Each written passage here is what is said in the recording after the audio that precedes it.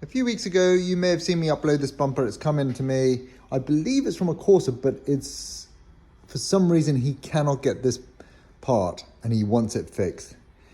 So that's what I'm doing. It's a particular kind of plastic. It's not your typical bumper plastic. This one is PUR, polyurethane. And as you can see, it has numerous cracks. Now I've actually welded all these cracks up now from behind, which I'll show you. So that's all welded up. So what I'm going to do now is do a quick video for you all on welding it from the front.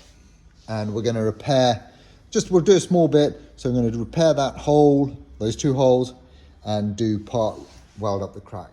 I've used some aluminium tape or aluminum tape, depending which country you're in, on the back. What that helps is if I hadn't welded already at the back here, it would just help keep the crack together.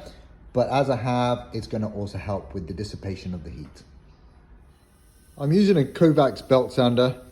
I've actually got the 3M belt on it because this is an exceptionally coarse one. I think it's about 38 or 40 grit. It's really coarse, but it's going to be perfect for giving me that groove that I want to weld in the polyurethane ribbon.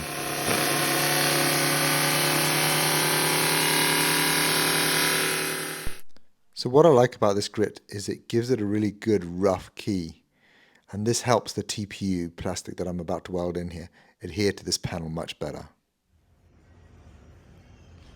So I've grooved it all out using the belt sander, but what I've done is I've also used a little 50mm DA with a 60 grit just to smoothen out that edge.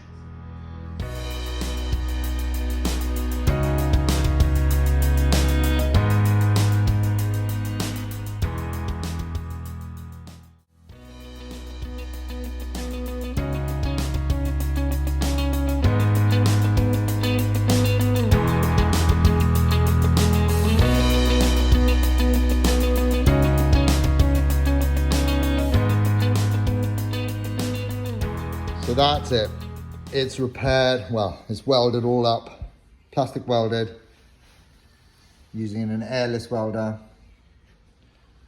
using the Polyvance airless welder.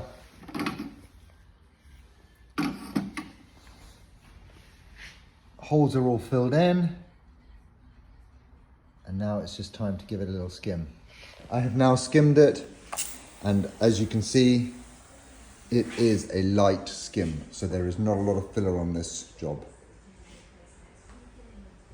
But it was just to give it that little bit of a shape in areas that I needed it, where I did the weld. And now it's good to prime.